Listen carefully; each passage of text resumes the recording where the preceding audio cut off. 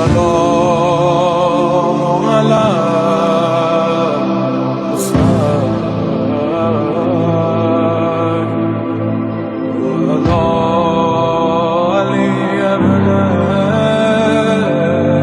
بسم الله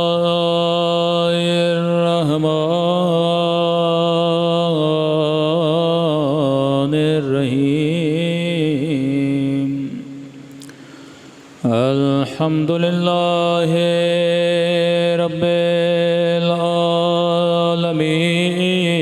العالمين الحمد لله كما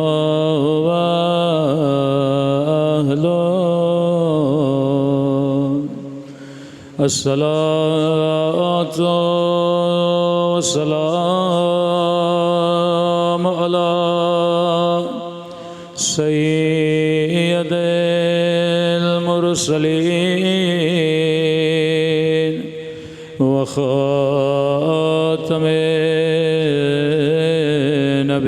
النبيين أبي القاسم محمد اللهم صل على محمد وعلى آله الطيبين الطاهرين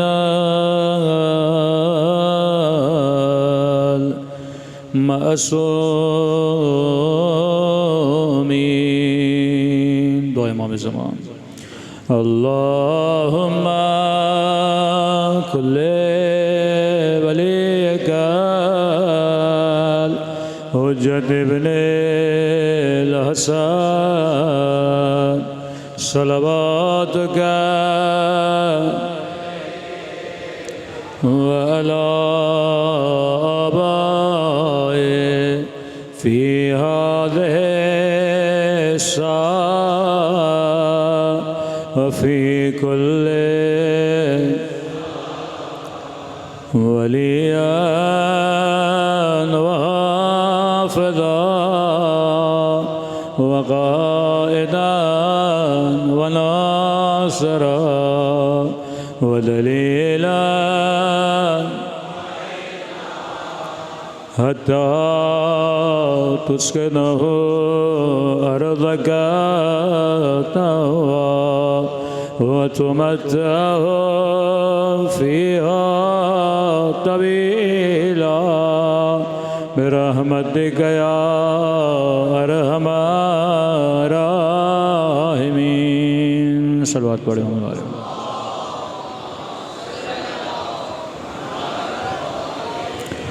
بسم اللہ الرحمن الرحیم رب اشرح لی صدری ویسر لی امری واحلل عقدۃ من لسانی یفقهوا قولی اما بعد فقد قال سبحانه وتعالى في محكم كتابه والعصر ان الانسان لفی خسر الا الذين آمنوا وعملوا الصالحات صلوات پڑھیں محمد وآل محمد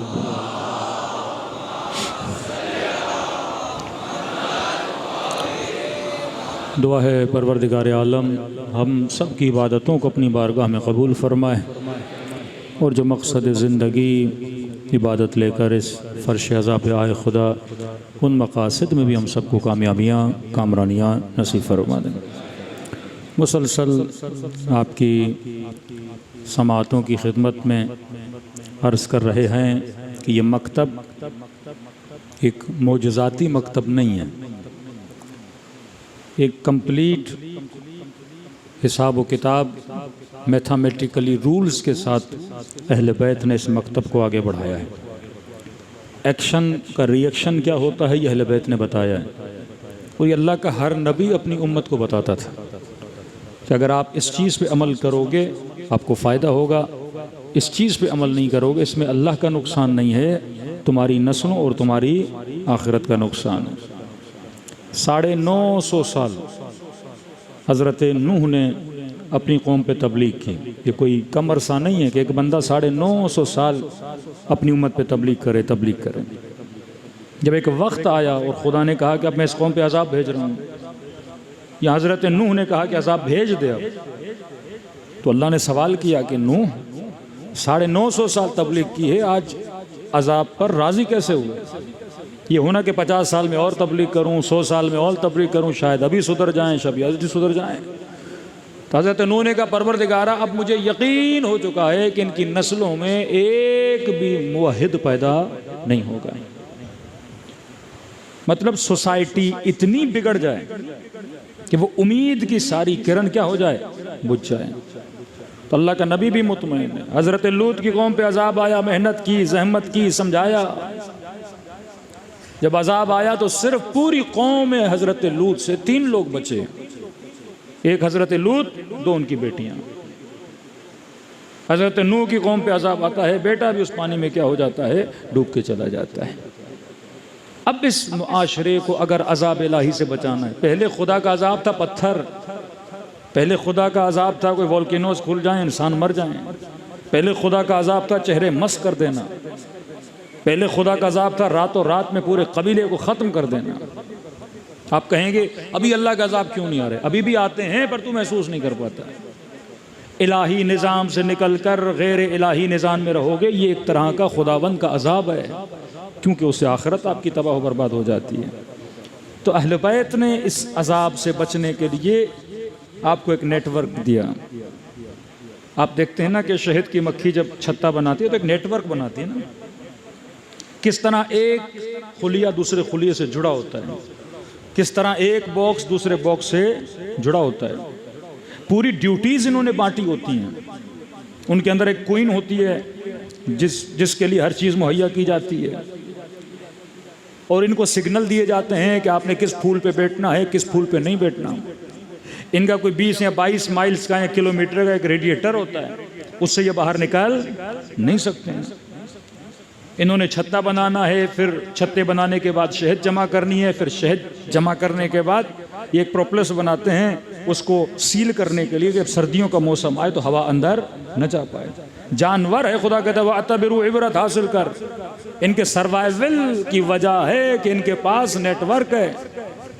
زمین کے اندر چوٹیوں کے گھروں کو دیکھو، کس طرح یہ نیٹ ورک بناتی ہیں، کس طرح ان کے اندر یونٹی ہے، کس طرح ان کے اندر وحدت ہے۔ ہاتھیوں کو دیکھو جنگل میں کس طرح ایک ساتھ سفر کرتے ہیں، پرندوں کو دیکھو آسمانوں میں کس طرح سفر کرتے ہیں۔ اصلاً تجھے فرش عزا حسین میں بلایا کیوں جاتا ہے؟ تاکہ تجھے نیٹ ورک کا بتایا جائے کہ کس طرح امام حسین تسبیح کے دانوں کو ایک دھاگے عزا حسین کے اندر سمٹ لیتے ہیں اور جمع کر لیتے ہیں۔ اب مولا نے تجھے جمع تو کر دیا، یہاں پھر باہر نکلنے کے بعد بکھر مت جانا۔ تمہاری حرکات، تمہاری سکنات، تمہاری مومنٹ ایک جیسی ہونی چاہیے۔ یہاں آپ کو بلایا جاتا ہے تاکہ آپ کی فکر کو ایک سطح پہ لایا جائے، سب کی فکر، سب کے اوپینین، سب کے نظریات کو ایک بنایا جائے تاکہ پوری زندگی سارے شیعہ ایک ہدف پہ چلیں۔ اگر یہاں پہ 1000 مرد ہیں یقیناً سب کے گھر میں بچے ہوں گے، کچھ کی بیٹیاں، کچھ کے بیٹے۔ اب اگر یہاں سے اگر پیغام امام حسین ملے گا کہ مولا راضی ہیں کہ اپنی بیٹیوں کو حیا کا درس دو، پردے کا درس دو، تو یہ بھائی، یہ باپ جب گھر جائے گا تو بیٹی کو اس راہ اور روش پہ چلائے گا۔ تو آپ 1000 کا راستہ کیا ہو گیا؟ ایک ہو گیا۔ لیکن اگر مومنین آئیں، کوئی لبرل، کوئی سیکولر، کوئی کٹر مولائی، کوئی تبرہ کی اونچائی پہ، سب کے مزاج الگ الگ، تو سب کے گھروں میں جاؤ گے تو گھر بھی الگ الگ ہوں گے۔ میں نے آج سے 2 سال پہلے کشرہ پڑھا تھا جس میں کہا تھا کہ 3 طرح کی مجلسیں ہوتی ہیں۔ ایک مجلس وہ جس میں پورا گھنٹہ، پورے 40 منٹ صرف ذات اہل بیت کو ڈسکس کیا جاتا ہے۔ مثال دے رہا ہوں، رسول خدا کے زمانے میں ہم اب یہ ڈسکس کریں کہ رسول خدا پہنتے کیا تھے۔ یہ امامہ پہنتے تھے، عبا پہنتے تھے، جبہ پہنتے تھے۔ اچھا، رسول خدا کھاتے کیا تھے؟ کھجور کھاتے تھے امیر المومنین، کبھی کدو کھاتے تھے، کبھی کباب بھی ہوتا تھا۔ جو کی روٹی سنا ہے مولا علی بہت زیادہ کھاتے تھے۔ اچھا، رسول خدا کا گھر کیسا تھا؟ کا سنا ہے چھوٹے چھوٹے 9 کمرے تھے، تاریخ میں سائز بھی آیا ہے، اتنے سے گھر میں رسول خدا رہتے تھے۔ امیر المومنین کا گھر کیسا تھا؟ گھر ایسا تھا۔ سواری کیا تھی رسول خدا کی؟ کا شروع میں خچر بھی تھا، گدھا بھی تھا، گھوڑے بھی تھے، اونٹ بھی تھا۔ اب میں قوم کو یہ بتاؤں جو رسول نے پہنا وہ تم پہنو، جو رسول نے کھایا وہ تم کھاؤ۔ اگر ہم 100% رسول خدا کو کاپی کر دیں پہناوے میں، کھانے میں، پینے میں، اٹس امپاسبل کہ آپ آج کے زمانے میں 100% رسول خدا کو کاپی کر سکو، کیونکہ پورے کراچی میں 2% بھی لوگ ایسے کپڑے نہیں پہنتے جیسے رسول خدا پہنتے تھے۔ 2%، بہت بڑا بتا رہا ہوں، 0.5% بھی نہیں ہے۔ آپ باہر نکلیے، کتنے لوگ عمامہ پہنتے ہیں، کتنے لوگ جبہ پہنتے ہیں۔ 0.5% بھی لوگ پورے کراچی تو کیا پورے مسلم ممالک میں ایسے نہیں ہیں جن کی سواریاں رسول خدا جیسی ہوں۔ کوئی موٹر بائک پہ، کوئی گاڑی پہ، بھائی اونٹ لاؤ نا، خچر لاؤ نا، گھوڑے لاؤ نا، جیسے رسول خدا کی سواری تھی۔ امپاسبل ہے۔ ہمارے بچوں میں سے کتنے ہمارے بچے ہیں جن کا کھانا رسول خدا جیسا ہے؟ آپ کا بچہ برگر کھائے، پیزا کھائے، کڑھائی کھائے، نیاز میں بریانی ہو، حلیم ہو، کبھی امام زین العابدین نے نیاز میں بریانی کی نہیں، صلی اللہ محمد۔ کبھی معصومین کے گھروں میں جو نیاز ہوتی تھی، یہاں خیر و خیرات کرتے تھے، دعوت ذوالعشیرہ، تو بریانی سنی آپ نے؟ کبھی نہاری سنی؟ اب ہم پہ کہیں کہ جناب یہ تو آپ غلط کر رہے ہیں۔ ہاں تھوڑا بہت کاپی کر لیتے ہیں، ایک آدھا مسواک رکھ لیا، شلوار کو تھوڑا ٹخنوں سے اوپر کر لیا، اب باقی سنتوں کا کیا ہوگا جناب؟ یہ کار کلن کار غیر عقلانی ہے، کیونکہ ہر زمانے کا، ہر کلچر کا کھانا اپنا، لباس اپنا، پہناوا اپنا، سواریاں اپنی۔ دنیا ترقی کرے گی، سواریاں بدل جائیں گی۔ کہ کسی چھوٹے سے بچے نے سوال کیا کہ مولانا ہمارے والد صاحب نے گھر میں سلجھنا رکھے ہوئے ہیں اور مجھے کہتے ہیں امام زمانہ آئیں گے تو مولا کی سواری ہے۔ بچہ ہے چھوٹا، کہہ رہے ہیں بادام وادام، اخروٹ بخروٹ خوب کھلاتے ہیں اس کو کہ یہ انتظار میں ہے کہ امام زمانہ آئیں گے اور اس پہ سواری کریں گے۔ اور کہا ایک بار میں غلطی پہ اس پہ بیٹھ گیا تو باپ نے میری بڑی مرمت کی کہ امام کی سواری پہ آپ کیسے بیٹھے ہو؟ تو میں نے کہا آپ اپنا سوال بتائیے۔ کہ میرا سوال یہ ہے کہ امام زمانہ آئیں گے تو اس پہ بیٹھیں گے، ہمارے گھر میں گاڑی ہے تو ہم گاڑی میں بیٹھیں گے، تو تیز تو گاڑی چلتی ہے، تو ایسے تو مولا علیہ تو پیچھے رہ جائیں گے۔ یہ سارے پراڈو والے، ویگو والے تو آگے چل رہے ہوں گے۔ دین کو جب آپ مضحکہ بنا دیں، مذاق بنا دیں، حکمت آئے دین کو اپنی نسلوں کو نہ بتائیں۔ آج تک اس کے ذہن میں کانسیپٹ ہے کہ امام زمانہ گھوڑے پر آئیں گے، گھوڑے پر آئیں گے۔ بھائی کیوں آپ گاڑی پہ بیٹھو، مولا گھوڑے پہ بیٹھیں کیوں؟ سواری تو سواری ہے نا۔ اگر شرعاً آپ کا گاڑی پہ بیٹھنا جائز ہے تو امام کا حرام کیوں ہوگا؟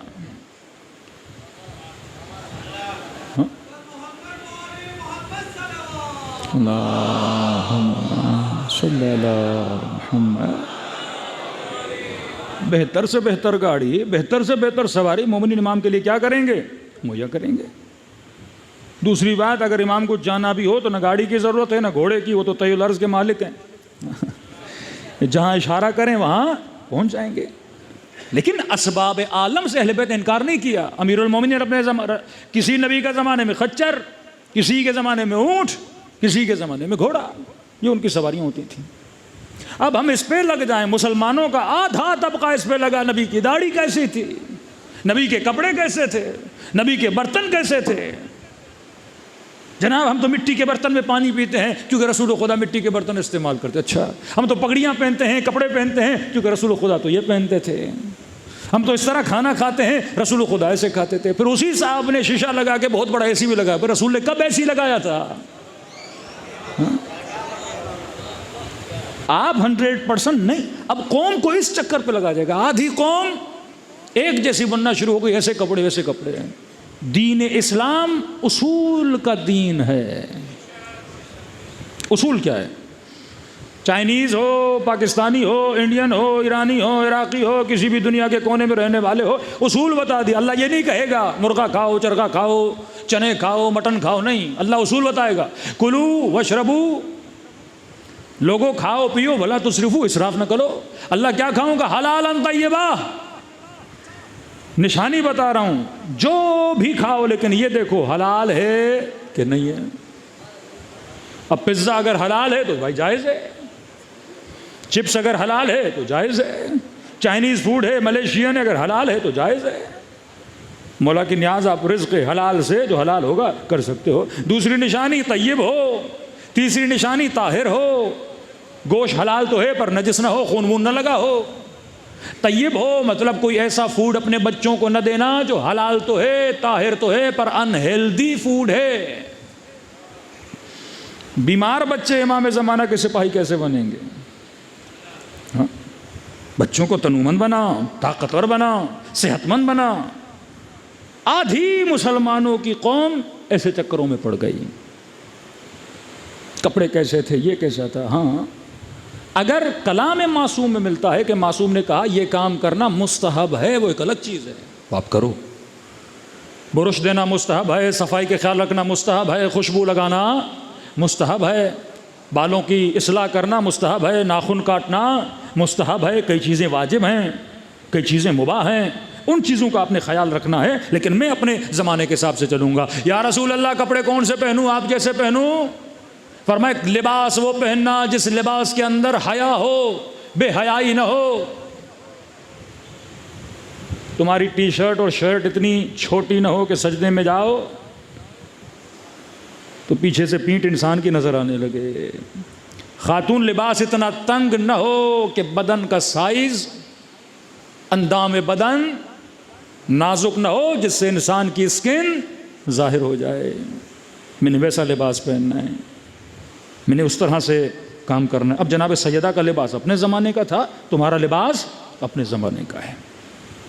دین دین عقل تھا، دین دین حکمت تھا۔ جنگ جمل کے واقعات آپ پڑھیں گے پریشان ہو جائیں گے۔ ایک اونٹنی جس میں نبی کی بیوی سوار ہے، اس اونٹنی کا فضلہ بھی گرتا تھا تو یہ تبرکاً آ کے لیتے تھے۔ مقدس پروری، عقل کو زائل کرنا، سنت ہائے رسول پہ عمل کرنا صحیح ہے، لیکن رسول فرماتے ہیں اگر کوئی بندہ اپنے معاشرے میں سنت حسنہ کو قائم کرتا ہے خدا اسے بھی اجر عطا کرتا ہے۔ اب دیکھ رسول نے کیا کیا، اب کئی ایسے کام ہیں رسول کے زمانے میں نہیں تھے، رسول نے نہیں کیے۔ مثال دے رہا ہوں، عباس ٹاؤن میں مجلس ہوتی ہے، آپ کی یہاں سبیلیں لگی ہوئی ہیں، مومنین آتے ہیں، one time use glasses plastic کے اٹھاتے ہیں، پانی پیتے ہیں۔ میں مختلف شیعہ سوسائٹیز میں گیا، شام کو دیکھا سارے گلاسز زمین پہ پڑے ہوئے ہیں۔ اب ایک جوان اٹھے، ایک مومن اٹھے، جناب مجلس کے بعد سارے اٹھیں گے، شوپر اٹھائیں گے، سارا کچرا جمع کریں گے، ایک سنت بنائے، اسے کہتے ہیں سنت حسنہ، ایک اچھی عادت معاشرے میں ڈالے، اس نیٹ ورک کے افراد کو ایک اچھی سمت میں لے کر جائے، اور اس بندے کی وجہ سے لوگوں کے اندر عادت ڈل جائے صفائی کی۔ فرماتے اللہ اسے کیا عطا کرے گا؟ اجر عطا کرے گا۔ ایسی سنت۔ یہی پاکستانی آسٹریلیا جاتے ہیں، یہی پاکستانی انگلینڈ جاتے ہیں، یہی پاکستانی یورپ جاتے ہیں، مجال ہے جو ایک گلاس آپ کو روڈ پہ نظر آئے، ہزاروں کی تعداد میں جلوس نکلتا ہے، اس کے ہاتھ میں شاپر، وہ عشق حسین میں نہیں کر رہے ہوتے وہاں، اور سسٹم کا خوف ہوتا ہے، کیونکہ اگر عشق حسین ہوتا تو عباس ٹاؤن کے بھی گلاس اٹھاتا یہ، ہاں وہی بندہ یہاں آتا ہے گلاس یہاں پھینک دیا، وہاں جاتا ہے سیدھا ہو جاتا ہے۔ کیوں؟ کیونکہ وہاں نیٹ ورک ہے، وہاں سسٹم ہے، سسٹم ٹیڑھوں کو بھی سیدھا کر دیتا ہے، سافٹ ویئر اپڈیٹ ہو جاتا ہے، سسٹم بڑا پاورفل ہوتا ہے، وہاں سسٹم ہے، سسٹم لوگوں کو سیدھا کر دیتا ہے۔ ہم اہل بیت کے ماننے والے، بٹ سسٹم، اس سسٹم میں صفائی کا کانسیپٹ، النظافۃ من الایمان، صفائی نصف ایمان ہے۔ گھر تو صاف ہے، گلی گندی ہے، امام بارگاہ میں تو صفائی ہے، باہر جاؤ تو گندگی ہے۔ اس کا مطلب ہم ایک خاص سسٹم میں رہنے والے افراد نہیں ہیں۔ اگر ہماری گلیوں میں مجلس ہو تو دنیا کے لیے رول ماڈل ہو کہ جناب یہ کچرا نہیں کرتے، جناب ان کے اندر صفائی ہے۔ لیکن کیونکہ پورے ملک کا سسٹم بگڑا ہوا ہے، یہاں کا وزیر اعظم بھی اگر پانی پیے گا تو گلاس روڈ پہ ہی پھینکے گا۔ الناس علی دین ملوکہم، لوگ اسی کے دین پہ ہوتے ہیں۔ امیر المومنین خلیفہ بنتے ہیں۔ دیکھو ایک سنت حسنہ ایک اچھی چیز کی بنیاد رکھنا اس کا ثواب ہے۔ کسی بندے نے کسی گاؤں میں تبلیغ کی، سارے کے سارے کیا بن گئے؟ شیعہ بن گئے۔ عجیب ہے فرمان معصوم امام جعفر صادق علیہ الصلوۃ والسلام۔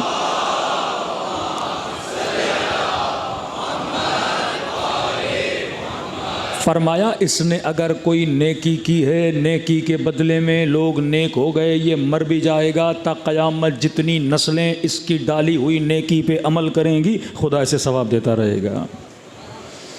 یعنی کسی عمل کا ثواب اتنا نہیں ہے جتنا سنت حسنہ کا ثواب ہے۔ کسی نے ایک گاؤں میں سب کو علی والا بنا دیا، اب یہ بندہ مر گیا، تا قیامت جتنے لوگ وہاں مجلس میں جاتے رہیں گے، گریا کرتے رہیں گے، آنسو بہاتے رہیں گے، خدا اس کے اکاؤنٹ میں ثواب، کبھی ثواب اس کا ختم ہی نہیں ہوگا، کیونکہ اس نے معاشرے کے اندر کیا ڈالا ہے؟ ایک نیکی ڈالی ہے۔ بدعت کسے کہتے ہیں؟ ایک بدعت حسنہ اہل سنت کا آپ سنا ہوگا، اچھی بدعت، وہ سنت حسنہ ہے ایک طرح سے۔ لیکن اگر کوئی ایسی سنت ڈالی جائے امت میں جو شریعت کے خلاف ہو، مطلب حکم شرعی، ایک مرتبہ اخلاقی سنتیں وہ اچھی بات ہے، صفائی کرنا، کسی کی ہدایت کرنا، ہاسپٹل بنانا، ہاں سنتیں ڈالنا، ایک مرتبہ نہیں، ایسی سنت جو شریعت میں نہیں ہے۔ خلیفہ ثانی جناب عمر نے ایک سنت ڈالی جس کے مقابلے میں امیر المؤمنین بڑی سختی سے کھڑے ہوئے۔ سنت یہ ہے کہ نماز جماعت پہ کل گفتگو ہوئی، بہت ثواب ہے، لیکن جماعت واجب نہیں ہے، مستحب ہے۔ کوئی بندہ ہے اس کو بہت جلدی جانا ہے، مسجد میں آئے گا، کونے میں پڑھ کے نکل جائے گا، گناہ نہیں ہے اس پہ اگر جماعت میں نہیں آ رہا۔ جماعت کا یہ جلدی ختم ہو، پھر لوگ مستحبات پڑھیں، 10 رکعت پڑھیں، 20 رکعت پڑھیں، جتنے نوافلات پڑھنے پڑھیں، انفرادی عمل ہے مستحب۔ تو مستحب کی بھی اپنی ویلیو، جماعت کی بھی اپنی ویلیو۔ تو جناب عمر نے کہا بھائی جماعت کا تو ثواب اتنا ہے، رسول خدا کی اتنی حدیثیں، مستحبات نوافلات کا بڑا ثواب ہے۔ اب اگر یہ دو ثواب مل جائیں تو نور علی نور ہو جائے گا۔ تو انہوں نے ماہ مبارک رمضان میں تراویح شروع کروائی۔ تراویح کیوں بولتے ہیں؟ کیونکہ کھڑے ہو کے قدم تھک جاتے ہیں، تو بندہ پاؤں کبھی ادھر کرتا ہے ادھر کرتا ہے، اس کو تراویح بولتے ہیں۔ اس کو لمبی لمبی صورتیں پڑھتے ہیں، پاؤں تھک جاتے ہیں، اس کا نام پڑ گیا تراویح، حالانکہ وہ نوافلات ہیں۔ تو کہ مستحبات کو جماعت کے ساتھ پڑھتے ہیں۔ امیر المؤمنین جب خلیفہ بنے، ماہ مبارک رمضان آیا، مسجد میں گئے، جب لوگ پڑھ رہے تھے تو امام نے فرمایا جو ماہ مبارک رمضان میں مسجد میں مستحب نماز جماعت کے ساتھ پڑھے گا، حرام ہے، یہ بدعت ہے۔ رسول نے نہیں کی۔ اب لوگوں کے اندر ایک عادت آ گئی نا، آوازیں بلند ہوئی، واہ سنتا، علی ہم سے ہماری سنتوں کو چھیننے کے لیے آ گیا۔ نہج البلاغہ کے جو مولا فرماتے خفتو، مجھ علی کو یہ اندیشہ ہوا کہ اگر میں نے زیادہ ان پہ زبردستی کی تو نہ صرف لوگ میرے خلاف ہو جائیں گے، بلکہ میرے لشکر میں جو عسکر ہے، میرا جو لشکر و سپاہی، ان کے اندر ایک نیا لشکر نہ بن جائے جو امیر المومنین حکومت کے لیے خطرہ بن جائے۔ ایک بار سمجھایا، 2 بار سمجھایا، پھر امیر المومنین نے کہا میں کہہ رہا ہوں یہ چیز صحیح نہیں ہے، اب تم لوگوں نے چلنا ہے، تمہاری مرضی ہے۔ معاشرے کو ساتھ کیسے لے کر چلنا ہے؟ بعض اوقات ایسی چیزیں معاشرے کے اندر پڑی جاتی ہیں، اس کی اصلاح میں نے کیسے کرنی ہے۔ ہمارا تصور یہ ہے کہ جنگ صفین والے شیعہ تھے، آج کا شیعہ کل کے شیعہ میں زمین و آسمان کا فرق ہے۔ امیر المؤمنین کے زمانے میں شیعت و علی اسے بولتے تھے جو شروع کے پہلے 2 خلیفوں کو بھی مانتا تھا، امیر المؤمنین کو مانتا تھا، لیکن جناب عثمان کی خلافت کو نہیں مانتا تھا، اسے بولتے تھے کون ہے؟ شیعہ ہے۔ 90% جو جنگ صفین میں تھے وہ اس عقیدے والے تھے کہ پہلے 2 خلافتیں، پھر امیر المؤمنین، لیکن عثمان کی خلافت کا کیا کرتے تھے؟ نہیں مانتے تھے۔ دوسرا فرقہ وہ تھا جو صرف پہلے 2 کو مانتا تھا، امیر المؤمنین کو بھی نہیں مانتا تھا، عثمان کو بھی نہیں مانتا تھا، اسے کہتے تھے خوارج۔ آج بھی ان کی باقیات عمان میں ہیں، ان کو اباظری بولتے ہیں، چھوٹی تعداد ہے۔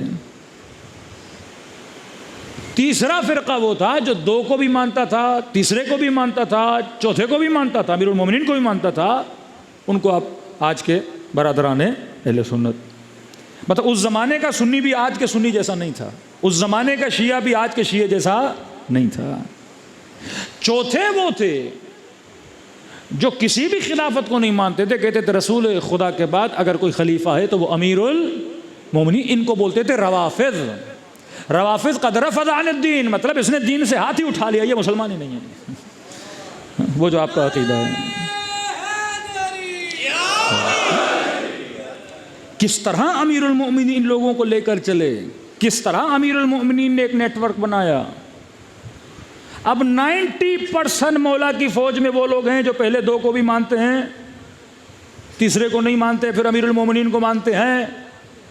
10% وہ ہیں جو رافضی والے عقیدے کے ہیں. ان میں سے ایک بندہ اٹھا اور اس نے گالیاں دینا شروع کر دی. مولا نے اسے بلایا، بندے خدا تو میری فوج کو کیا کر رہا ہے، پھوٹ ڈال رہا ہے میری فوج میں. تجھے دیکھنا تو چاہیے اکثریت کا عقیدہ کیا ہے. کھڑے ہو کے ڈال رہا ہے، پوری فوج کے اندر جیتی ہوئی جنگ ہار جائیں گے، فوج کا نظم ضبط اختلاف کھڑا کر دے گا. اتحدو فرمایا اتحاد کو برقرار رکھ. ابھی یہ مسئلہ نہیں کون کس کو مانتا ہے، اب مسئلہ فوکس ہے مد مقابل والے دشمن پر، بعد میں اصلاح عقیدہ. انی اکرہ لکم ان تکونوا من السبابین. پہلی بات تمہیں پسند ہی نہیں کرتا کہ تم گالی دو. کہاں سے بلاؤ، سمجھاؤ. جو تمہارا عقیدہ ہے بڑے طریقے سے اس عقیدے پہ چلو. ہمارے استاد حج پہ گئے تو اس کو وہ ہم شیعوں کے اندر بھی تو کئی افکار ہیں. ایک بندہ ملا سخت آغا رہبر کا مخالف، کہ میں ان کو نہیں مانتا، میں فلاں مرجع کو مانتا ہوں. اب کیوں نہیں مانتے؟ کہ انہوں نے فتویٰ دیا ہے اتحاد بین المسلمین، فلاں فلاں کو، اور ان کو اب برا بھلا نہیں کہہ سکتے. یہ اہل بیت کے دشمن تھے، یہ اس طرح تھے، یہ اس طرح تھے، یہ اس طرح تھے، اور یہ دشمنان اہل بیت کو سپورٹ کر رہے ہیں. انہوں نے کہا آپ مجھے 2 سوالوں کا جواب دو. ایک طرف آپ کہو کہ رہبر معظم نے فتویٰ دیا کہ اہل سنت کے اکابرین کو، جن کو وہ مانتے ہیں، ان کو آپ برا بھلا نہیں کہہ سکتے. پھر ایک چیز آپ سمجھو، جب آپ کہتے ہو صحابی رسول تو نسبت کس سے؟ رسول سے. زوجہ رسول نسبت کس سے؟ رسول سے. ان کی عوام کے ذہنوں میں ڈالا جاتا ہے اگر شیعہ کسی صحابی کو برا بھلا کہے گا تو کہتے ہیں یہ صحابی کو نہیں، یہ رسول کی توہین کر رہا ہے. کیوں؟ کس کا صحابی ہے؟ رسول کا. کہ زوجہ رسول ہے اس کی توہین کر رہا ہے، الیاذ باللہ. تو نسبت کس سے؟ رسول سے. تو عام الناس کے ذہنوں میں وہ فرد نہیں ہوتا، نسبت ہوتی ہے. ہم کہتے ہیں نواسہ رسول، یزید نے کس کی توہین کی؟ آل رسول کی. امام زین العابدین دربار میں جاتے ہیں، میں صفا کا بیٹا، میں مروہ کا بیٹا، نسبت دیتے ہیں نا لوگ. نسبت سن کے وہ ہو جاتے ہیں بھائی رسول کا نواسہ ہے، نبی کی نواسیاں ہیں، اس کے ساتھ کر رہا ہے. وہیں پہ یزید کے کیا بن جاتے ہیں؟ دشمن بن جاتے ہیں. المؤمن کیس، مومن اشار ہوتا ہے. اگر آپ شروع میں بولنا شروع کر دو گے تو مسائل ہوں گے. ہاں اس کو بٹھا کے سمجھا سکتے ہو کہ جناب کسی کی نسبت کسی سے ہے، اس سے وہ فرد افضل نہیں ہو جاتا. قرآن میں حضرت لوط کی بیوی ہے، اس چیز سے وہ افضل نہیں ہو رہی. نوح کی بیوی ہے، اس سے وہ افضل نہیں ہو رہی. اب کہیں کہ اللہ نے کہا یہ مومنوں کی مائیں ہیں، ماں بننے کا ایک ریزن ہے کیونکہ اس سے ہم نکاح نہیں کر سکتے. اب سکون سے بیٹھ کے انسان کو سمجھا سکتے ہو. امیر المومنین نے کس طرح ڈیل کیا؟ کہ اس قدر خطرہ تھا کہ ایک الگ لشکر بنے میرے لشکر سے ان لوگوں کی گالیوں کی وجہ سے. امیر شام معاویہ ابن ابی سفیان نے امیر المومنین کو خط لکھا، طنز کیا مولا علی پہ. آپ حکمت امیر المومنین تو دیکھیے، طنز کیا مولا علی پہ، طنز کیا علی پہ. فرمایا علی وہ وقت تجھے یاد ہے کہ جب تیرے ہاتھوں کو ایسے باندھ کے لے جایا جا رہا تھا جیسے اونٹ کے ہاتھ باندھے جاتے ہیں. کیا چاہ رہا تھا کہ علی جواب دیں. اب کسی شیعہ کو بتایا جائے امیر المومنین کے ہاتھ باندھے گئے تو یہ فوراً آگ بگولا ہو جائے کس نے ہاتھ باندھے تھے. جو آئے گا یہ بول دے گا میرے مولا کے ہاتھ باندھے تھے، کس نے باندھے تھے بول دے گا. وہ خط لکھ کے یہ چاہ رہا ہے کہ علی جواب میں 4-5 چیزیں بولیں جنہوں نے علی کے ہاتھ باندھے تھے. امیر المومنین نے کیا جواب دیا؟ امام نے فرمایا تو چاہتا تھا کہ علی کو خوار کرے، پر تو نے خود یہ کلام لکھ کے علی کو عزت دی ہے۔ اتنا جملہ، تو چاہتا تھا علی کو خوار کرے، علی کے ہاتھ باندھے گئے، لیکن تو خود کہہ رہا ہے کہ علی کے ہاتھ باندھے گئے۔ اس کا مطلب علی مظلوم تھا اور مظلوم کی حمایت کرنی چاہیے۔ مولا نے ظالم پہ بات ہی نہیں کی۔ تو خود کہہ رہا ہے کہ میرے ہاتھ باندھے گئے، تو میں کیا تھا؟ مظلوم تھا۔ تو جب مظلوم تھا تو میں حق پر ہوں، اور جب مظلوم تھا تو مظلوم کی اللہ حمایت کرتا ہے، تو قابل تعریف ہے۔ اور کہا تو ان باتوں کو چھوڑ دے، تو ان چکروں میں کہاں پڑا ہے؟ یہ تو قریش کے مسئلے ہیں، تو کب سے قریش میں سے ہو گیا؟ امام نے لفظ استعمال کیا، تو لصیق ہے۔ لصیق مطلب تم نے خود کو قریش سے جوڑا ہے، نہ حسب اصلی ہے نہ نسب اصلی ہے۔ کہ مجھ سے ان باتوں پہ بات وہ کرے جو اصلی قریشی ہو۔ کیونکہ عبد الشمس ایک غلام لایا تھا، امیہ، جس کی نسل تھی۔ عرب میں ایک بہت بری عادت تھی، اگر کسی بچے کو پالتے بھی تھے تو کہتے تھے ہمارا کیا ہے؟ بیٹا ہے۔ امیہ یہودی تھا، یہودی زیادہ تھا۔ عبد الشمس اس کو لایا، اس کو پالا، پھر عبد الشمس سے یہ نسل چلی جس میں ابو سفیان اور یہ ساری نسلیں چلی ہیں۔ اور وہ کیا تھا؟ خود قریشی نہیں تھا، شام سے لایا گیا غلام تھا، اور اس کا دین کے اعتبار سے اس کا وہ کیا تھا؟ یہودی تھا۔ تو امام نے فرمایا کہ تو قریشی ہے بھی نہیں۔ یہاں تک مولا نے فرمایا اتنا لوگوں نے علی کو اتارا، اتنا لوگوں نے علی کو نیچا کیا، اتنا لوگوں نے علی نیچا کیا، آج علی اور فلاں کا کیا کرتے ہیں؟ آپس میں مقابلہ کرتے ہیں۔ امام نے جواب بھی دے دیا، کہتے ہیں خط لکھا کہ امیر المومنین کی توہین کرے، لیکن مولا علی نے اس کی پوری جڑ و حسب و نسب بھی اکھاڑ کے رکھ دیا۔ بتایا کہ تو کون ہے اور میں کون ہوں۔ پھر امام نے بتایا کہ میرا بابا کون تھا، میری نسبت رسول کے ساتھ کیا تھی، میں سیدہ شباب اہل جنت کا والد ہوں، میں قسیم النار والجنہ ہوں۔ اہل بیت نے بھی جواب دیا، لیکن جواب بڑے طریقے سے دیا۔ تو انہوں نے کہا کہ آپ رہبر معظم کی مخالفت کرتے ہیں، کہ نہیں وہ تو منع کرتے ہیں کہ اس طرح نہیں کرنا چاہیے، ہم تو فلاں کو مانتے۔ کہ فلاں صاحب کون؟ کہ فلاں صاحب تو کہتے ہیں جو بھی آئے کھینچ کے رکھا کرو، جتنا دل میں آئے، کوئی سامنے ہو نہ ہو بول دیا کرو۔ انہوں نے کہا کہ اس وقت شیعوں کے سب سے بڑے دشمن کون ہیں؟ مسلمانوں کا ایک فرقہ جو ہمیں کافر کہتا ہے، جو مسجدوں میں بم پھوڑتا ہے، جو شیعوں کے قتل کو جائز مانتا ہے، جن کا واضح ترین گرو داعش، جبہت النصرہ، مختلف صورتوں میں آپ نے دیکھا ہوگا۔ کہ یہ بتاؤ وہ صاحب جو کہتے ہیں برا بلا کہو، اور شیعوں کے آج کے دشمن جو اہل بیت کو بھی برا بلا کہتے ہیں، شیعوں کے قتل کو بھی جائز مانتے ہیں، ان کا کلا کما کس نے کیا ہے؟ تمہارے صاحب نے یا ہمارے صاحب نے؟ داعش کو کس نے مارا؟ عراق میں داعش کا خاتمہ کس نے کیا؟ جو کٹر شیعوں کے دشمن، اہل بیت کے مزارات کو گرانے والے۔ کہ میدان عمل میں اگر دشمنان اہل بیت کا کوئی مقابلہ کر رہا ہے تو اگر رہبر کر رہے ہیں، پورے عراق سے، پورے موصل سے داعشیوں کا صفایا کر دیا، جنہوں نے ایک دن میں 500 کے قریب اسٹوڈنٹس کو زندہ درگور کیا، جنہوں نے ہالی ووڈ کے اسٹائل پہ فلمز بنائی کہ کس طرح ہم جلاتے ہیں، کس طرح ہم کاٹتے ہیں، جنہوں نے سینکڑوں عورتوں کی عزتوں کو پامال کیا۔ کہ ان کا مقابلہ کس نے کیا؟ تمہاری فکر والے نے جو بیٹھ کے صرف زبان سے گالیاں دیتا ہے، یا میدان عمل والے نے جس نے اہل بیت کی توہین کرنے والوں کا منہ بھی بند کیا اور دست درازی بھی کی تو ان کے ہاتھوں کو بھی کاٹا، اور اگر انہوں نے شیعوں کے گردن کاٹی تو ان کا مقابلہ بھی کیا؟ کون تھے جو سیدہ زینب کے روزے کا دفاع کرنے والے تھے؟ کون تھے جو کاظمین اور سمرہ کو بچانے والے تھے؟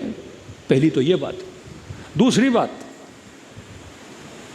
تمہارے بڑے صاحب جو تمہیں کہتے ہیں یہ بھی کرو وہ بھی کرو، جو تمہارا طرز عزاداری ہے، جو تم نے طریقہ عزاداری اپنایا ہوا ہے، اگر غیر شیعہ کو باہر لا کے کھڑا کر دیں، اسے بولیں کہ اس طرز عزاداری کو دیکھو، تو وہ کیا تمہاری تعریف کریں گے؟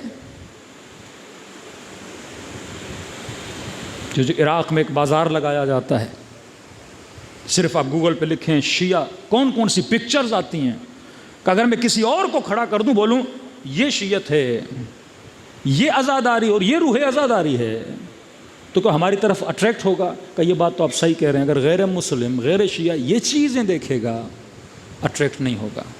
تو کہ آپ اپنی عقل سے سوچ کے بتا کون مکتب کی تعریف کر رہا ہے اور کون مکتب کی ترویج کر رہا ہے, کون مکتب کو بدنام کر رہا ہے, اور کون شیعوں کی جان اور مال اور ناموس اور عزت اور باؤنڈریز کا دفاع کر رہا ہے. خدا نے عقل دی. المؤمن کیس. امام حسین جب مکے سے جا رہے تھے کربلا, کئی لوگ امام حسین کی خدمت میں آئے, فرمایا مولا حسین آپ کربلا نہ جائیے, جن میں ابن عباس, ابن عمر, ابن زبیر, بی بی ام سلمہ, عبداللہ ابن مطیع, نہیں جائیے. کیوں نہ جاؤں؟ فرمایا حسین ابن علی آپ کو قتل کر دیا جائے گا. ام سلمہ رسول کی زوجہ, نہیں جائیے قتل کر دیے جائیں گے. آپ سید الحجاز ہیں. تو ان کی فکر غلط تھی نا. آج سب سے بڑا مسئلہ غلط فکر کا ہے. فکر اگر غلط ہو پورا سماج غلط ہو جاتا ہے. اس جوان کی فکر اگر غلط ہو جائے, اس کا پورا مکتب, اس کی پوری راہ و روش, اس کا زندگی کا لائف سٹائل خراب ہو جاتا ہے. یہ ورڈز کتنے یوز ہوتے ہیں, conservative, broad minded, open minded, old minded. اگر کسی بچی کی یہ فکر ہو جائے کہ اگر میں حجاب کروں گی تو میں سوسائٹی میں محدود ہو جاؤں گی, فکر ہو جائے. کسی باپ کی یہ فکر ہو جائے کہ بیٹی حجاب کرے گی محدود ہو جائے گی, شاید رشتے نہ آئیں, یہ نہ ہو وہ نہ ہو, ترقی نہ کر سکے, آگے نہ بڑھ سکے. فکر غلط. میں فرانس گیا تو وہاں پیرس میں کسی خاتون نے کہا مولانا یہاں ایک ایسی جاب کرتی ہوں جس میں حجاب پہ پابندی ہے. میں نے کہا پھر آپ کیا کرتی ہیں؟ کہ میں جاب پہ جاتی ہوں, دوپٹہ اتار دیتی ہوں, باہر آتی ہوں پہن لیتی ہوں. وہاں کا مولوی اتنا مجبور کہ بیٹی کو اسکول بھیج رہا ہے, مولانا اپنے ہاتھ سے اسکول جاتی ہے, حجاب اتار دیتا ہے, باہر آتی ہے بیٹی کو پہنا دیتا ہے. مولانا مجبوری ہے. فکر غلط. یہ رزق جو آپ حجاب اتار کے کما رہے ہو, جب رزق ہی حلال نہیں ہوگا پھر نسلوں کے پیٹ میں جائے گا. زندگی صرف سروائیول کا نام نہیں ہے, نیٹ ورک آف اہل بیت میں رہ کے زندگی گزارنے کا نام ہے. کس چیز پہ کمپرومائز کر کے کس چیز کے پیچھے جا رہا ہوں. آج وہاں جانے والوں کی گاڑیاں, جائیدادیں, نام, نیشنلٹیز آپ کو نظر آتی ہیں. 30-40 سال کے بعد جب ان کے بچوں کا اور ان کا حال دیکھو گے تو بولو گے اللہ کا شکر ہے کہ باستاؤن میں بڑا ہوا اور پلا, نسل تو بچی. 1 لاکھ میں میرے مہینے کا گزارا ہو رہا تھا, چلو 20 لاکھ اگر مہینے میں کما دوں گا, کون سی قیامت آ جائے گی؟ کھانا جو آپ کھاتے وہی کھاتے ہیں. بس یہ ایک رنگ زندگی ہے. وما حیات الدنیا الا لعب و لہو. یہ صرف کھیل کود ہے, یہ صرف دکھاوا ہے. اس دکھاوے کے دھوکے میں نہ آنا.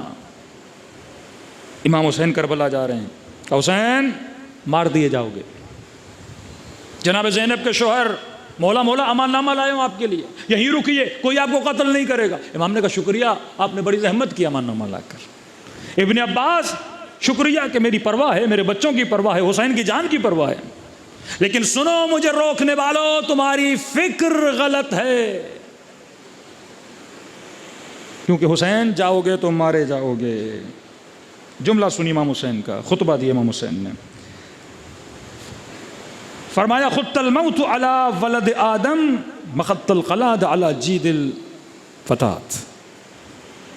فرمایا تمہاری فکر میں ہے کہ حسین مارا جائے گا, موت بری چیز ہے, اور مجھے موت سے روک رہے ہو کہ نہیں جانا, مارے جاؤ گے, مارے جاؤ گے. ہر بندہ بول رہا ہے. عمر کا بیٹا بول رہا ہے نہیں جاؤ, زبیر کا بیٹا بول رہا ہے نہیں جاؤ, ابن عباس بول رہے ہیں نہیں جاؤ. فرمایا خط الموت, حسین کے لیے موت ایسے ہے جیسے کسی عورت کے گلے میں ہار کا ہونا. خاتون کو ہار بڑا پسند ہوتا ہے نا, اور ہمیشہ چاہتی ہے گلے میں ہار ہو, باعث زینت ہے. کسی محفل میں جائے گی, کسی شادی میں جائے گی, یہ سیٹ پہن کے جائے گی, ہار.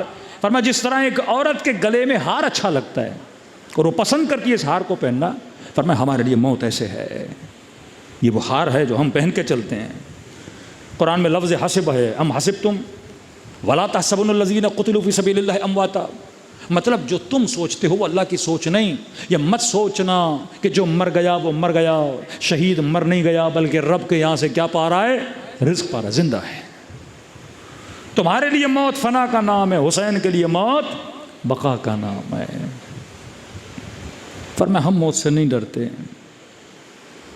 واللہ لابن ابی طالب انس بالموت من الطفل بصدی امہ.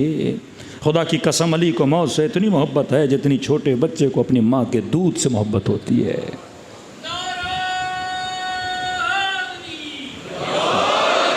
تبھی دعا کرتے ہیں کہ اللہم اجعل محیای محیا محمد آل محمد ومماتی ممات محمد آل محمد. کبھی موت سے نہیں ڈرے. دوسری چیز امام حسین نے فکر صحیح کر رہے ہیں، کہا ایک تو میں اس لیے جا رہا ہوں کیونکہ موت نہیں ہے. اگر یہ کہو کہ اس راستے میں بلا ہے، مصیبت ہے، مشکلات ہیں، تو فرمایا میں حسین صبر کروں گا. اور خدا نے صبر کی تلقین دی ہے. قرآن مجید میں 100 سے زیادہ آیتیں صبر کے لیے ہیں. تیسرا فرمایا کہ میں جس راہ اور راستے پہ جا رہا ہوں یہ صبر کا راستہ، یہ شہادت کا راستہ. اور فرمایا اے لوگو بالرضا نا رضا اللہ. یہ ذہن میں بات رکھنا کہ ہماری رضایت میں خدا کی رضایت ہے. حسین کو راضی کرو تو رب تجھ سے کیا ہو جائے گا؟ راضی ہو جائے گا. پھر امام نے دعوت دی کہ تم میں سے کون ہے جو حسین کے ساتھ چلیں؟ اگر چلو گے جو راہ شہادت ہے، لیکن اگر ساتھ نہیں دو گے تو فرمایا تم میں سے کوئی خوش نہیں رہے گا. ایک بندے نے کہا حسین میں آپ کی مدد کروں گا. امام نے کہا مدد کر. کیا مدد کرے گا؟ گھوڑا لایا اپنا، تلوار لایا اپنی. مولا یہ گھوڑا آپ کو دے سکتا ہوں. کہ مجھے گھوڑا نہیں چاہیے، تلوار نہیں چاہیے. مولا آپ کو کیا چاہیے؟ فرمایا مہجتہ، مجھے تمہارا خون چاہیے. حسین خون مانگتے ہیں. جان دے سکتے حسین کو؟ مال چھوڑ دے. جان دے سکتے حسین کو؟ گھوڑے چھوڑ دے. اس راہ حسین پہ چلنا، اس نیٹ ورک پہ اگر عمل کرنا ہے اور راہ حسین پہ چلنا ہے، پھر موت سے نہیں ڈرا جاتا، پھر اپنی جانوں کو ہتھیلیوں پہ رکھ کے چلنا پڑتا ہے. تھے ایسے جو اپنی جانوں کو حسین پہ قربان کر رہے تھے. کربلا میں ایک شخص ہے عمرو ابن غرضہ، اس کا بھائی ہے علی ابن غرضہ. اپنا نام عمرو، بھائی کا نام علی. عمرو حسین کے لشکر میں، جس کا نام علی وہ یزید کے لشکر میں.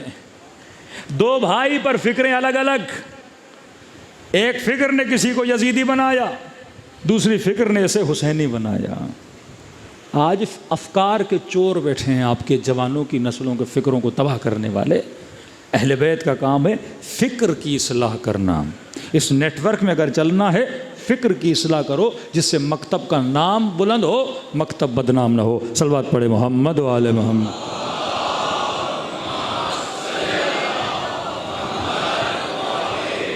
مختصر کر رہا ہوں. کئی لوگ تھے جن کی فکریں غلط تھیں، جن میں سے تاریخ کا ایک شخص ہے عبداللہ ابن عمر، عبداللہ ابن عمرو عاص. دو بھائی تھے، محمد عمرو عاص، عبداللہ عمرو عاص. کس کے بیٹے ہیں؟ عمرو عاص کے. دا برین آف معاویہ. مسجد میں بیٹھے ہیں، امام حسین مسجد میں آئے. عبداللہ عمرو عاص نے امام حسین کو دیکھا ہو، ادب میں احترام میں کھڑا ہو گیا. السلام علیکم یا ابا عبداللہ. اپنے دوستوں کے ساتھ بیٹھا تھا. کہا پتہ یہ کون ہے؟ کہا کون ہے یہ؟ کہا سید الشباب اہل الجنہ، جنت کے جوانوں کا سردار ہے. عمرو عاص کا بیٹا. اس کے دوست اس کے ساتھ تھے. کہا سبحان اللہ سبحان اللہ. کس کا سردار ہے؟ کہ جنت کے جوانوں کا. کہ تیری سمجھ نہیں لگتی؟ ایک طرف بولتا ہے جنت کے جوانوں کا سردار، پھر صفین میں اسی کے بابا کے مقابلے میں کھڑا ہو گیا تھا. کہ وہ بات الگ ہے، نبی کا نواسا ہے، جنت کے جوانوں کا سردار ہے، وہ بات الگ ہے. کہ کیا مطلب؟ کہ قرآن کا حکم ہے وَبِالْوَالِدَيْنِ إِحْسَانًا، ماں باپ کے ساتھ نیکی کرو. وَلَا تَقُولُوا لَهُمَا أُفٍّ، ان کو اف تک نہ کہو. اب کیوں کہ عمرو عاص میرا والد ہے، اس نے کہا کہ لڑو، میں حکم کا پابند تھا. باپ کو میں اف نہیں کہہ سکتا. تو وہ والد کے احترام میں علی کے مقابلے میں گئے تھے.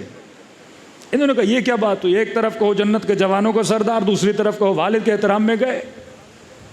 تو کہا بھائی قرآن کا حکم ہے, میں قرآن کی مخالفت تو نہیں کر سکتا. اختلاف اتنا بڑا, تو کہا چلتے ہیں حسین سے پوچھتے ہیں کہ تمہاری فکر صحیح ہے یا غلط ہے. اب عبداللہ الحسین پر, مولا حسین کے پاس, امام نے فرمایا لا طاعت لمخلوق فی معصیت اللہ. مولا فرماتے ہیں والدین کی ایسی اطاعت نہیں کر سکتے جو خدا کی اطاعت کے مقابلے میں آ کے کھڑی ہو جائے. آپ نے دیکھنا ہے کہ حق کیا ہے, باطل کیا ہے. یہ نہیں کہ باپ نے کہا کہ بیٹا جاؤ 10 گرام ہیرون تو لے کر آ جاؤ. کیا مولانا جا سکتے ہیں؟ باپ نے کہا ہے. ہاں, کسی کا باپ نشائی علیہ باللہ, چرسی ہے, موالی ہے, بیٹے کو بیٹا پیسے ہیں میرے لیے تھوڑا لے کر آ جاؤ, کہ مولانا باپ نے کہا ہے. کہ نہیں, لا طاعت فی معصیت اللہ. ماں باپ کی اطاعت کرو پر اللہ کی معصیت میں نہیں, شوہر کی اطاعت کرو پر معصیت میں نہیں, بیوی کی سنو پر معصیت میں نہیں, بھائی کی سنو پر معصیت میں نہیں. پہلے کون؟ پروردگار عالم. کب رضانا رضا اللہ, ہماری رضایت میں کس کی رضایت ہے؟ خدا کی رضایت.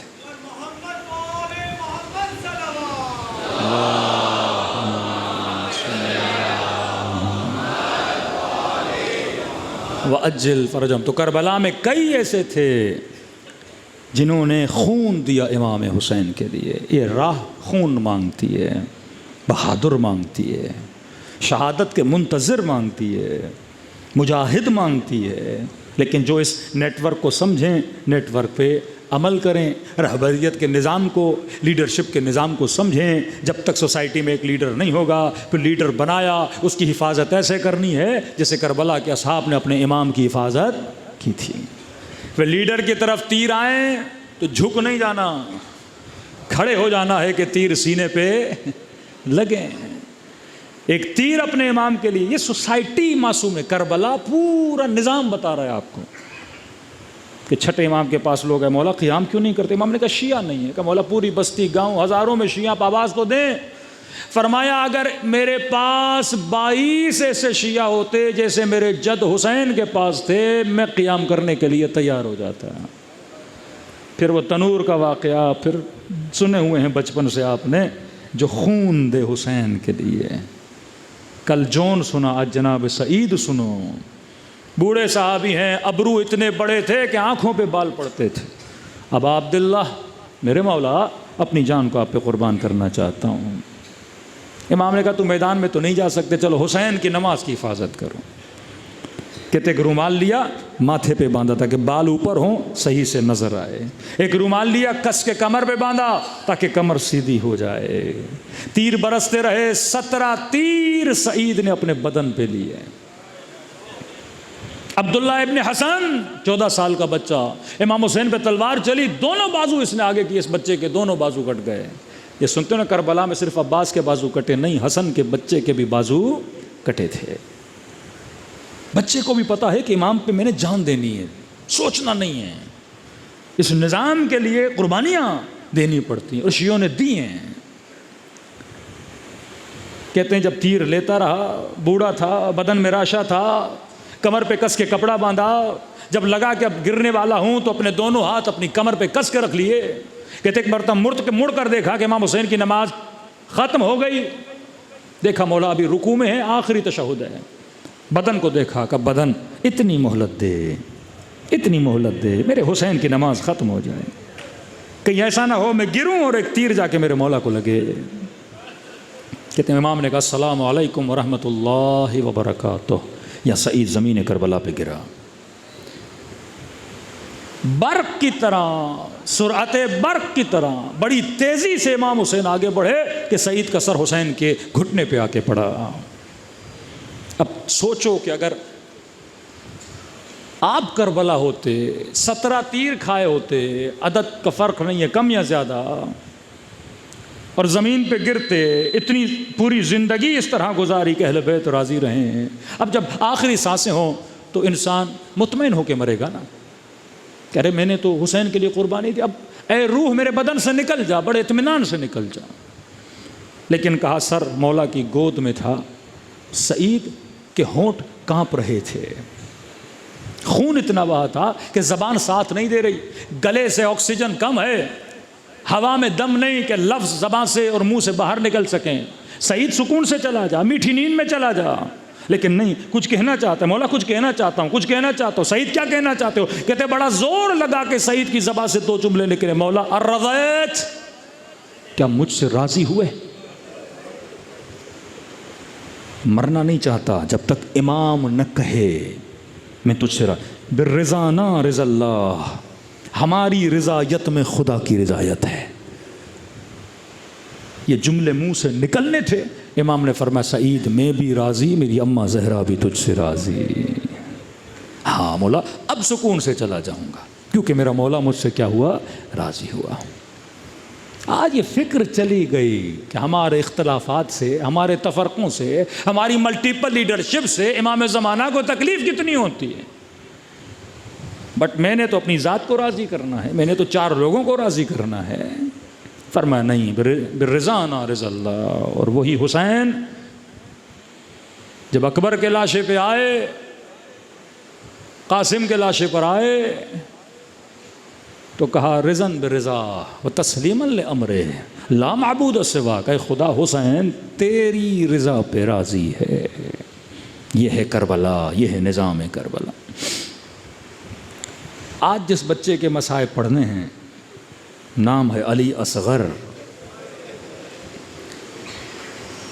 جناب اکبر کی شہادت غیروں کے لیے حجت نہیں ہے، جناب عباس کی شہادت حجت نہیں ہے، کیونکہ دنیا بول سکتی ہے جوان تھا، جنگ تھی، لڑے، کچھ انہوں نے مارے کچھ انہوں نے مارے، لیکن علماء فرماتے ہیں علی اصغر کی شہادت حجت کبریٰ ہے، سب سے بڑی حجت ہے۔ کیونکہ آپ کسی بھی اہل سنت کے بھائی کو بٹھا کے بول سکتے ہو بھائی جنگ تھی نا، ہمیں جنگ تھی، اختلاف تھا، لڑے، عثمان کو مارنے گئے تو کافی لوگ ادھر سے مرے ادھر سے مرے، کہ بھائی ہمارا بیچ میں پڑنے کا کوئی ضرورت ہی نہیں ہے، کہ جنگ تھی کہ جنگ تھی، کہ جوان مرے بوڑھے مرے، سمجھ آتا ہے۔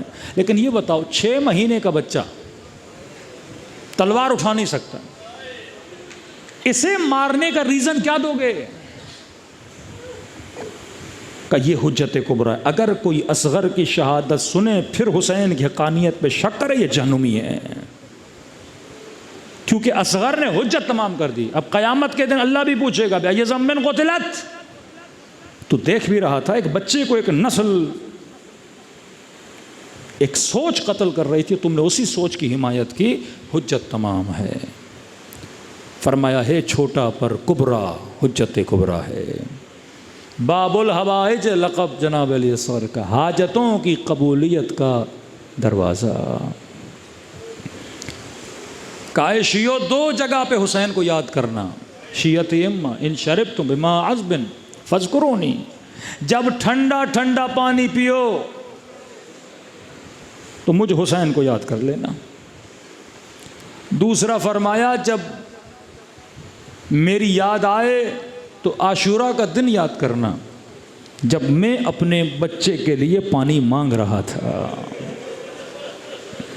اس وقت تو حسین کی کیفیت دیکھتا کہ امام تھا پر کہہ رہے تھے میرے بچے کو پانی پلاؤ۔ دلوں کو کربلا لے کر چلیں، آج خدا کو اس 6 مہینے کے بچے کا واسطہ دیں۔ السلام علی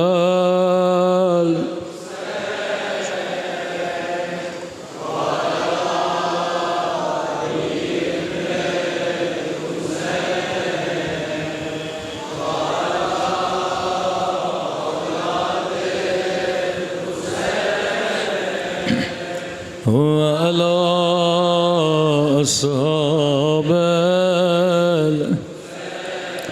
بلند آواز سے السلام علی وعلى علی ابن وعلى اولاد وعلى اصحاب، میرا سلام ہو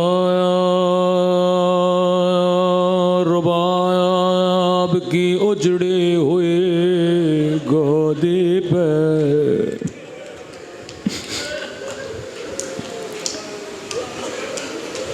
اللہ کسی ماں کو 6 مہینے کے بچے کا لاشا نہ دکھائے،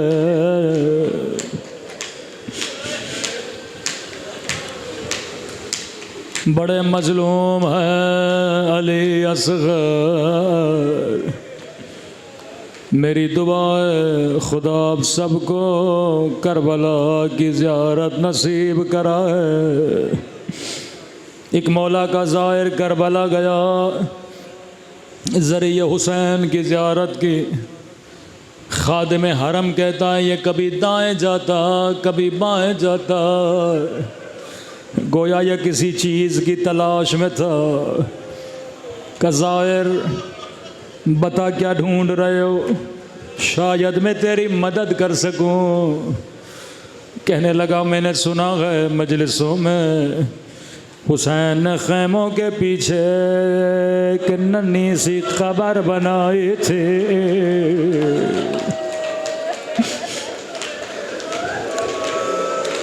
حسرت تھی مولا کی میرے بچے کی قبر ہو، کیونکہ بدن بڑا نرم تھا،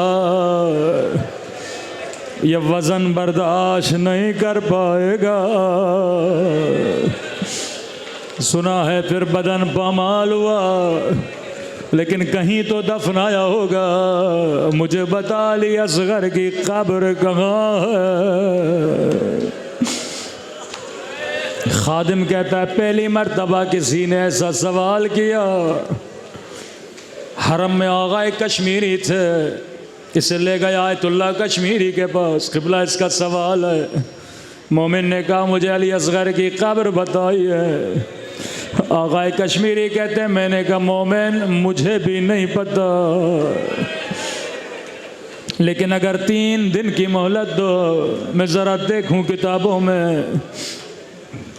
کہتے ہیں 3 دن ہر مقتل کی کتاب کو دیکھا، لیکن کہیں نظر نہیں آیا علی اصغر کی قبر کہاں ہے۔ کہتے ہیں مصلی پہ بیٹھا امام حسین سے توسل کیا، نیند آئی، خواب کے عالم میں امام حسین کی زیارت ہوئی، فرمایا کشمیری میرے زائروں کو کہو میرے اصغر کو ڈھونڈنے کی ضرورت نہیں ہے، جس نے اصغر کی زیارت کرنی ہے وہ مجھ حسین کے قبر کی زیارت کر لے۔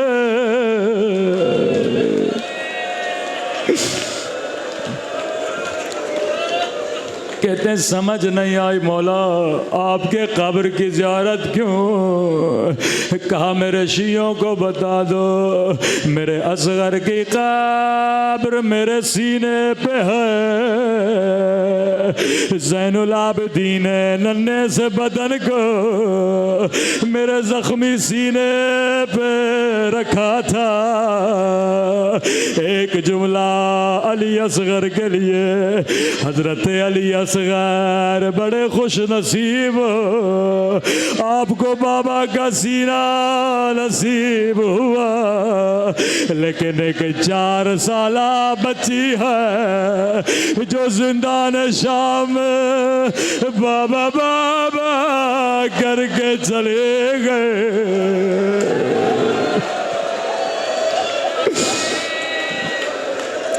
علی اصغر بڑے خوش نصیب ہے، سکینہ کو سینہ نہیں ملا تھا۔ ظہر عاشور ہوئی، امام حسین نے آواز دی حل من ناصر ینصرنا، ہے کوئی مجھ غریب کی مدد کرنے والا؟ کہتے ہیں ابھی تک علی اصغر جھولے میں تھے، لیکن جب دوسری آواز اصغر نے تڑپنا شروع کر دیا. پہلے کہا ہے کوئی میری مدد کرنے والا. پھر امام نے آواز دی حل من دابن، ہے کوئی حرم رسول کے خیموں کو بچانے والا، ہے کوئی زینب کی چادر کی حفاظت کرنے والا. 6 مہینے کے بنی ہاشم کے خون میں غیرت آئے. اصغر نے انگڑائی لی، خود کو جھولے سے گرا دیا.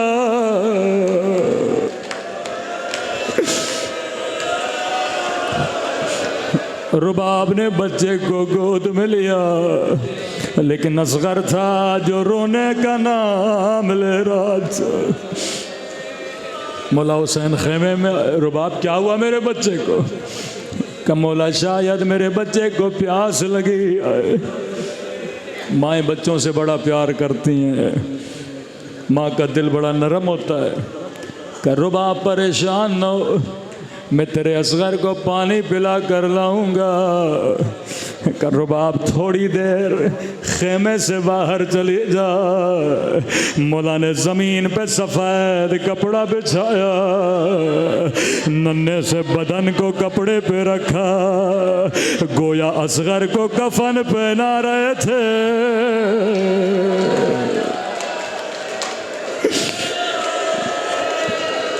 6 مہینے کا بچہ کمزور بدن اپنے ہاتھ پہ رکھا.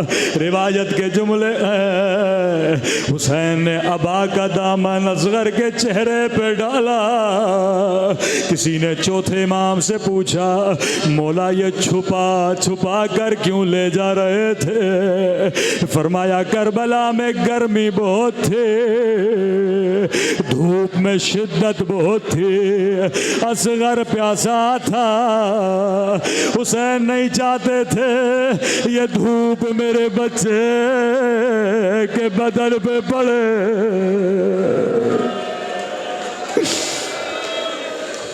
فرمایا فوج اشقیاء، اگر تمہاری دشمنی ہے تو حسین سے ہے. ارے میرے 6 مہینے کے بچے نے تیرا کیا بگاڑا؟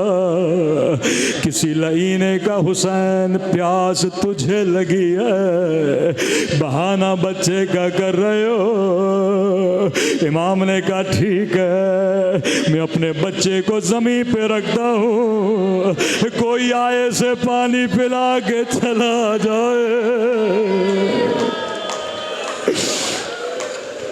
فرمایا علی اصغر، حجت خدا کے بیٹے ہو، بیٹا حجت تمام کرو.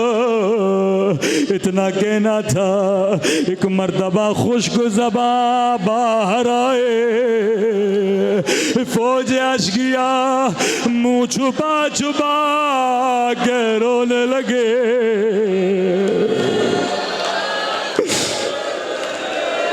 ابن سعد نے کہا حرملا اقطع کلام الحسین، کہیں انقلاب نہ آ جائے.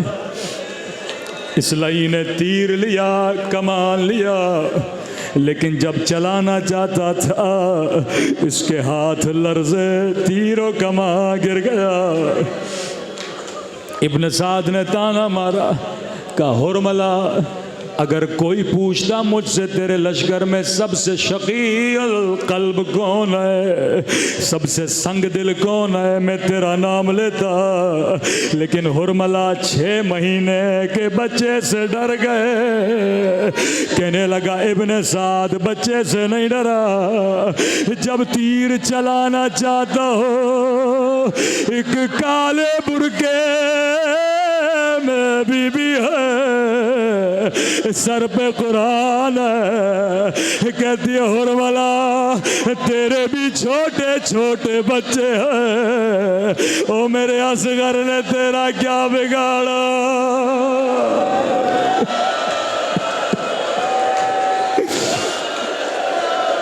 حرملا تیرے بھی چھوٹے چھوٹے بچے ہیں. کا ایک کام کر، میں تیری آنکھوں پہ پٹی باندھتا ہوں۔ بعض روایات میں جب پٹی باندھے گئے، لئی نے وہ تیر اٹھایا جس سے حیوانوں کو گرایا جاتا تھا، جس کا وزن علی اصغر سے زیادہ تھا۔ یہاں تیر کمان سے نکلا، حسین نے ایک نگاہ اپنے بچے کو دیکھا، من الاذن الی الاذن، تیر کان سے گیا اور دوسرے کان سے باہر گیا۔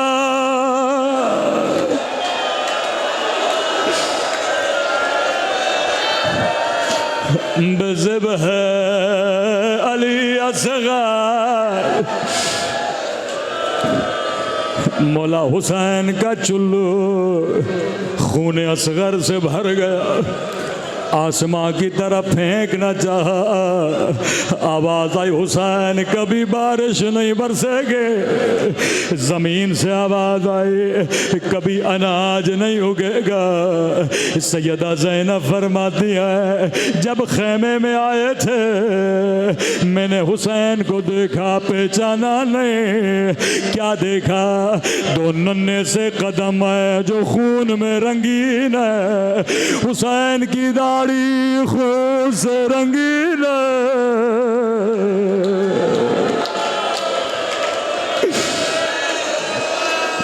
ہائے میرا غریب مولا، اکبر کا لاشا خیمے میں لے گئے، قاسم کا لاشا خیمے میں لے گئے، اونو محمد کا لاشا خیمے میں لے گئے، لیکن جب اصغر کا لاشا حسین نے گودی میں لیا، چند قدم آگے چلتے تھے، پھر پیچھے آتے تھے، پھر آگے جاتے تھے، پھر پیچھے آتے تھے۔ کسی نے کہا مولا کیا کر رہے تھے؟ کہ حسین کی نگاہ خیمے کے در پہ پڑی، دو بیویاں کھڑی تھے، ایک رباب، ایک ننھی سی سکینہ۔ حسین سوچ رہے تھے بچہ ماں کو کیسے دوں گا؟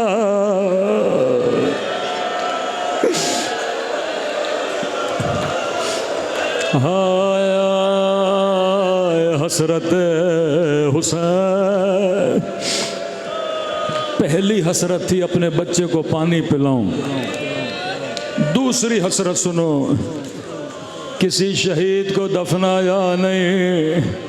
حسین کی حسرت تھی ننھا سا بدن، گھوڑوں کا وزن برداشت نہیں کرے گا، کم از کم اس بچے کا بدن پامال ہو، ننھی سی قبر بنائی۔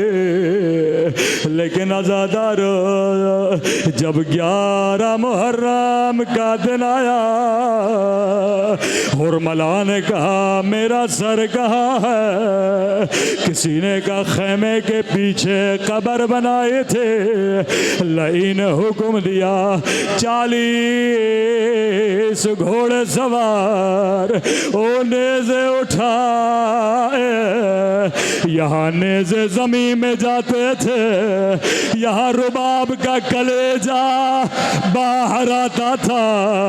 ایک مرتبہ نیزہ زمین میں گیا، ایک ننھا سا بدن زمین سے باہر آیا، رباب کی فریادیں بلند ہوئے، ہائے میرا علی اصغر۔ ایک مرتبہ تیر سے، دوسری مرتبہ نیزے سے، لیکن قیامت کا منظر تھا جب بچے کو ماں کے سامنے لئی نے ذبح کیا، رباب کی فریادیں بلند ہوئے، ہائے میرا پیاسا بچہ، ماتم حسین۔